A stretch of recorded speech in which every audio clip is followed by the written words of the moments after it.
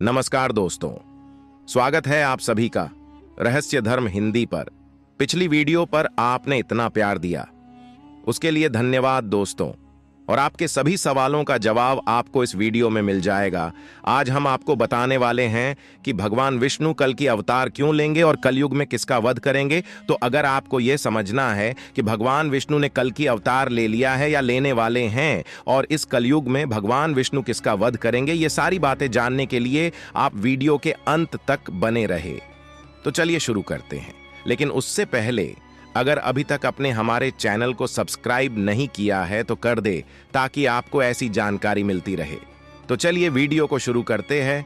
भगवान विष्णु इस कलयुग में क्यों आएंगे, कल की अवतार कली पुरुष का अंत कैसे करेंगे, यह जानने से पहले हम थोड़ा कली पुरुष के बारे में जानते हैं।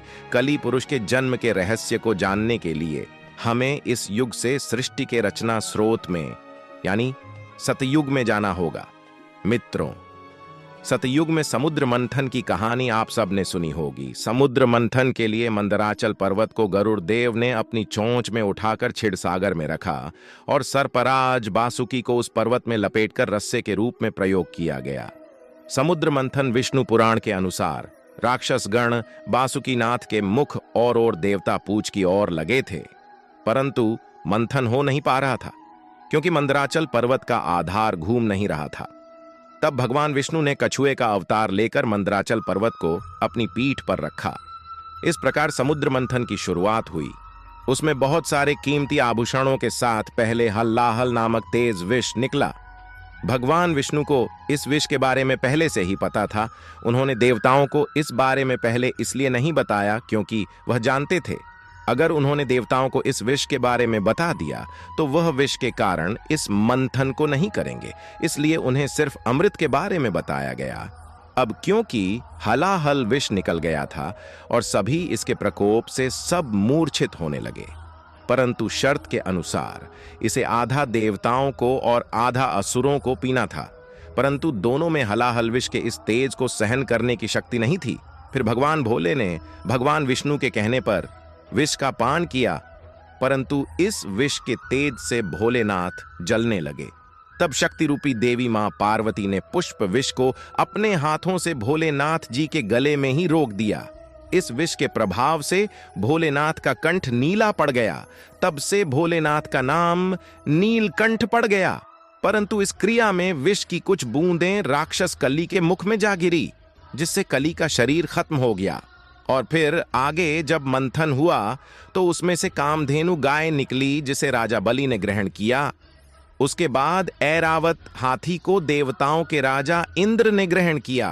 कौस्तुभ मणि और शंख को भगवान विष्णु जी ने धारण किया और संजीवनी बूटी को इस पृथ्वी लोक पर सुरक्षित स्थान पर स्थापित किया गया। यह वही संजीवनी बूटी थी जिसे रामायण काल में लक्ष्मण जी को दिया गया था। इसके बाद धन संपदा लेकर लक्ष्मी जी निकली। लक्ष्मी जी ने खुद विष्णु जी को ग्रहण कर लिया। उसके बाद चंद्रमा निकले तो उसे भोलेनाथ जी ने ग्रहण कर लिया। कली पुरुष अमर कैसे हुआ? अंत में भगवान धनवंतरी अपने हाथों में अमृत कलश लेकर निकले। इस अमृत कलश की देवता और राक्षस छीना झपटी करने लगे और इसी छीना झपटी में अमृत की कुछ बूंदें समुद्र में और कुछ उज्जैन प्रयागराज में गिरी। और कहा जाता है कि हर 12 वर्ष पर फिर से वह अमृत प्रकट होता है और उस वक्त स्नान करने से रोग दोष दूर हो जाते हैं। और इसी अमृत की कुछ बूंदें कली पुरुष के मुख में गिर गई, जिससे वह फिर से जीवित हो उठा, परंतु वह भौतिक रूप में ना आ सका। वह बिना शरीर के जीवित हो गया और अमृत की बूंदों से अमर हो गया। कल की पुराण के अनुसार कलयुग के अंत समय में कली पुरुष अपने भौतिक रूप में वापस आ जाएगा। कली पुरुष अभी अपने भौतिक रूप में नहीं है, परंतु उसने अपनी शक्तियों से सारे मनुष्य को अपने बस में कर रखा है। उसने अपनी शक्ति, काम, वासना, क्रोध और मोह का जाल इंसानों पर फैला रखा है।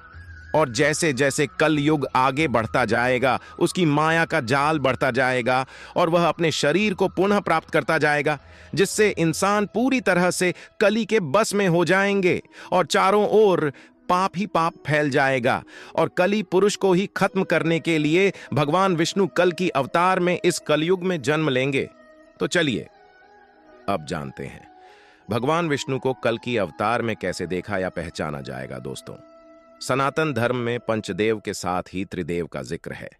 वही त्रिदेव में ब्रह्मा, विष्णु और शिव शामिल है, जिनके काम आपस में बटे होने का भी जिक्र मिलता है।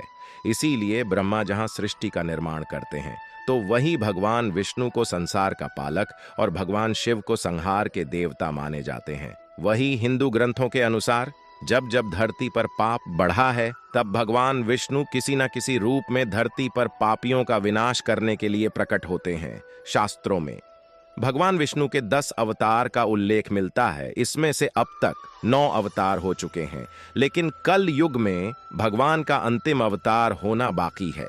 भगवान विष्णु कल की अवतार कब लेंगे और कैसे दिखेंगे? ऐसा माना जाता है कि जब कलयुग अपनी चरम सीमा पर पहुंच जाएगा, तब विष्णु जी कल की अवतार लेकर कलयुग का अंत करेंगे। शास्त्रों में कहा गया है कि जैसे जैसे घोर कलयुग आता जाएगा, वैसे वैसे धर्म, सत्य, पवित्रता, क्षमा, आयु कम होने की कगार पर आ जाएंगे। यह भी बताया गया है कि कलयुग में जिसके पास धन होगा, उसी को लोग कुलीन सदाचारी मानेंगे, और जो जितना छल कपट कर सकेगा, वह समाज में लोगों की नजरों में सबसे कुशल व्यवहार वाला माना जाएगा। माना जाता है कि जिस तरह से आज के समय में वारदात घटनाएं सामने आ रही है, एक समय ऐसा भी आएगा जब ऐसी घटनाएं अपने चरम पर होंगी। कलयुग का अंत कब होगा और कैसे हरकतें करेंगे लोग? एक इंसान दूसरे के खून का प्यासा हो जाएगा। गरीब से लेकर अमीर लोगों में जलन होने लगेगी। धर्म को ना मानने वालों का बोलबाला होगा। जिस तरह से प्रजा को संभालने के लिए एक राजा हमेशा मौजूद होता है, लेकिन आने वाले घर कलयुग के समय में किसी भी शहर का राजा कोई नहीं होगा। वहां केवल अधर्मियों का राज होगा। मान्यता है कि एक समय ऐसा भी आएगा जब चारों ओर अकाल पड़ जाएगा।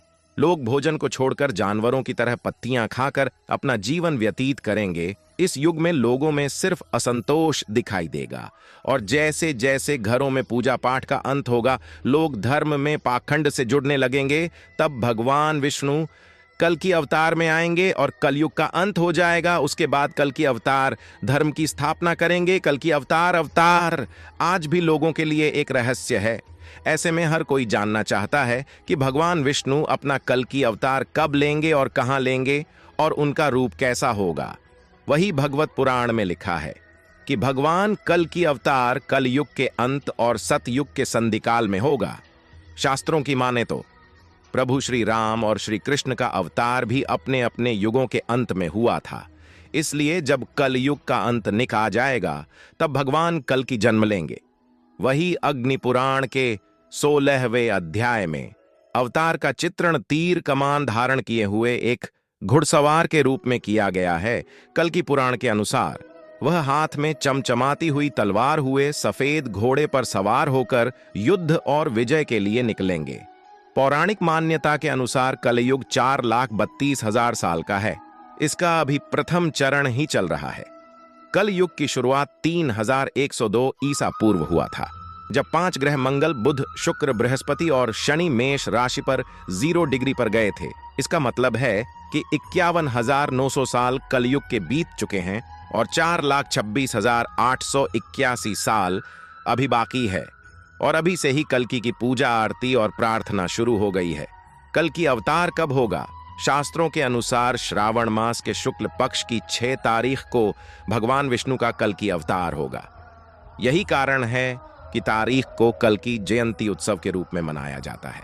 कल की अवतार के जन्म के समय ग्रहों की जो स्थिति होगी, उसके बारे में दक्षिण भारतीय ज्योतिषियों की गणना के अनुसार जब चंद्रमा कुंभ राशि में होगा, सूर्य तुला राशि में, स्वाति नक्षत्र में उच्चय होगा, गुरु स्वरची धर्म में और शनि अपने उच्च राशि तुला में विराजमान होगा, तब भगवान कल्कि का जन्म होगा।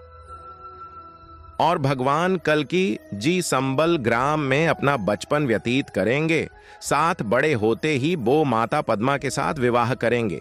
भगवान कल्कि की 2 पत्नियां होंगी, पद्मा रूपी रमा तथा वैष्णो रूपी रमा।